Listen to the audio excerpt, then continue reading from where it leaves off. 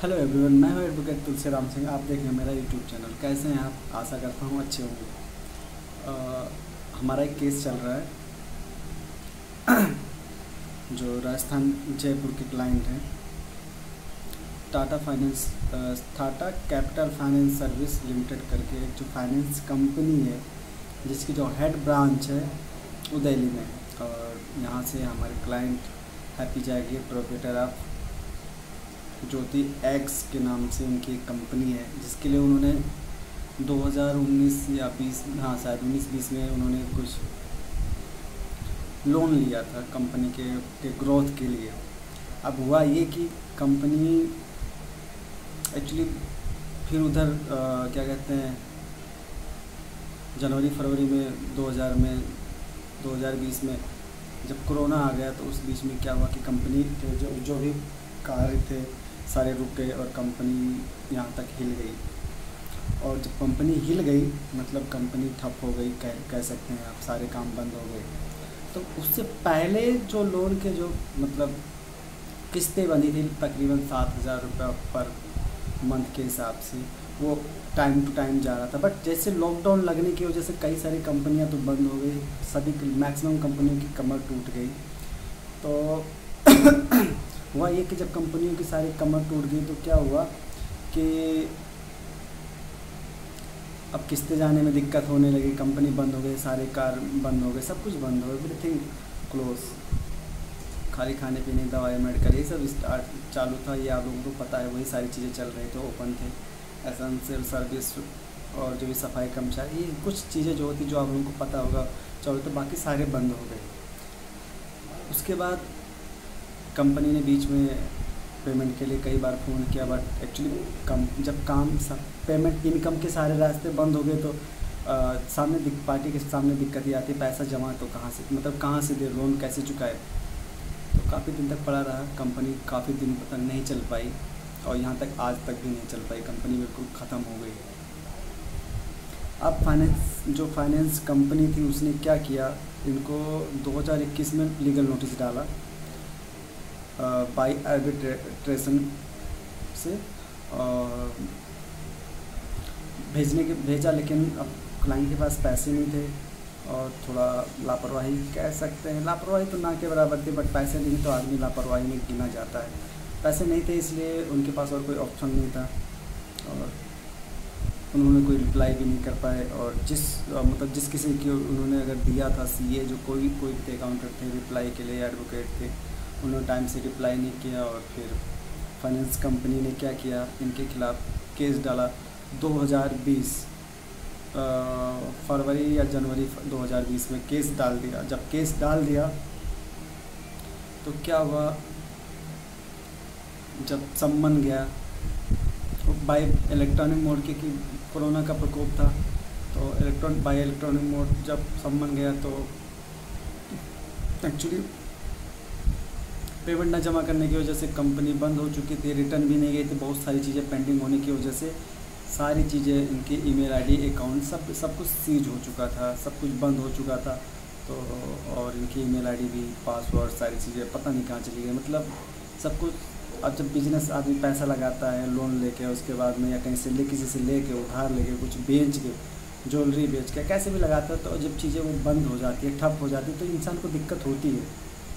जब दिक्कत होती है फिर कैसे उसको स्टैंड करे, कैसे स्ट्रगल करे, तो ये सब चीज़ें होती है, आदमी टूट सा जाता है। तो उनको पता ही नहीं चला, ईमेल चेक बाई मेल भेजा गया था, चेक नहीं किया, दोबारा सम्मन भेजा गया तब भी उसको पता नहीं चला।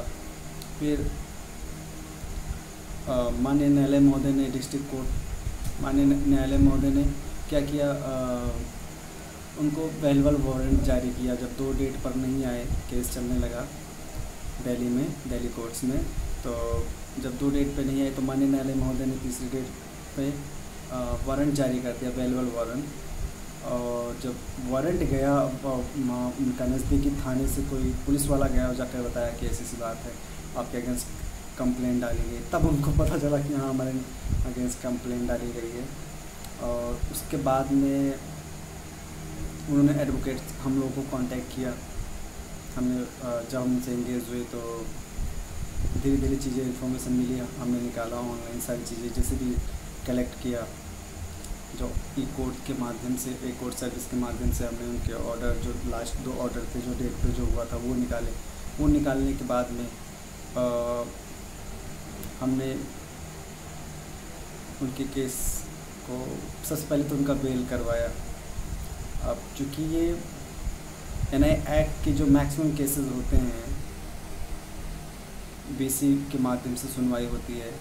जो बीसी बेसिकली एक डिजिटल सुनवाई का एक माध्यम है, और जिसमें सारे जो डॉक्यूमेंट हैं डिजिटल मोड से ही सबमिट किए जाते हैं। और उनकी बेल हुई, सिक्योरिटी के लिए कोर्ट ने 5,000 सिक्योरिटी बेल बॉन्ड भरने के लिए बोला था। वो हमने स्कूटी, जो सिक्योरिटी का मतलब स्कूटी का क्या नाम है, आरसी था, उसको सबमिट किया। और उसके बाद हमें जब बेल मिल गई, फाइनली बेल मिल गई। बेल मिलने के बाद में अब केस हमारा चल रहा है। तो एक्चुअली सब कुछ तो हो गया था, बट हमें फ़ाइल नहीं मिली थी। तो हमने जो लास्ट डेट था उसमें जिस डेट को हमने बेल करा उस डेट को हम फाइल की डिमांड की कि हमें कंप्लेंट की फ़ाइल मिलनी चाहिए। तो जैसा हमने तो ऑर्डर कर दिया था, बट क्या हुआ कि हमें फ़ाइल मिली नहीं। और फिर हमने क्या किया,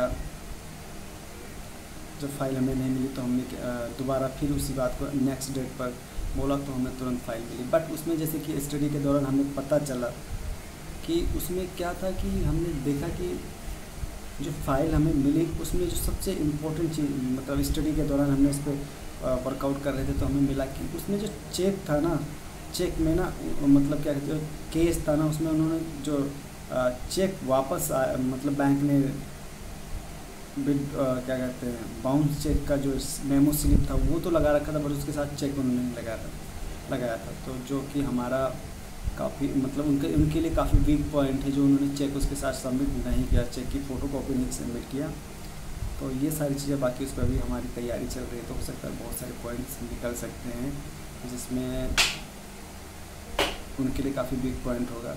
तो कहने का मतलब, जैसे जब हमारे पास कोई केस आता है, नए एडवोकेट्स हैं, लॉ स्टूडेंट हैं जो इंटर्नशिप कर रहे हैं, या न्यू एडवोकेट्स हैं अगर काम सीखने के लिए किसी सीनियर एडवोकेट के पास काम कर रहे हैं, तो उनको बस मैं इतना कहना चाहूँगा कि जब आप ऐसा काम कर रहे होते हैं तो आपको ध्यान देना चाहिए। जब आप कोई फाइल पढ़ते हैं तो फाइलों में काफ़ी चीज़ें, काफ़ी सारे पॉइंट्स छिपे होते हैं जिनको आप जब वो आपको कब पता चलेगा, जब आप उस चीज़ को काफ़ी बारीकी से पढ़ेंगे, काफ़ी बारीकी से उस चीज़ को समझने की कोशिश करेंगे, तो बहुत सारे पॉइंट्स आपको मिलेंगे जो आपके जो प्रतिवादी होते हैं या आपके जो दूसरे पक्ष में खड़े जो पार्टी होती है उसके आप उसके लिए उसको हथियार की तरह यूज कर सकते हैं। तो स्टडी मस्ट है। और जैसे कि आप लोग देख रहे हैं यहाँ पे मैं बैठा हूँ, ये मेरा छोटी सी स्टडी रूम है जहाँ पे 4x4 कह सकते हैं, 8x8 के रूम है। यहाँ पे आप छोटी सी लाइब्रेरी, टेबल, कुर्सी, मेज, सारी चीज़ें आपको मिलेंगी। और इधर साइड में भगवान जी भी हैं। और तो ये सारी चीज़ें यहाँ पे मैं अपना स्टडी करता हूँ। कभी कभी मेरा एक छोटा सा बच्चा वो भी आकर हमारे साथ में वो अपनी क्लास की स्टडी करता है। कहने का मतलब ये है, जो एडवोकेसी है इसमें आपको 24/7 वर्क करना होता है, और उसी कीमती वर्क में से, टाइम में से आपको अपनी फैमिली के लिए, अपने रिलेटिव के लिए भी टाइम निकालना होता है। तो कहने का मतलब है, जब आप भी किसी केस की स्टडी करें तो एकांत में करें और उस चीज़ को काफ़ी बारीकी से समझें। फिर मिलूँगा एक नई वीडियो के साथ।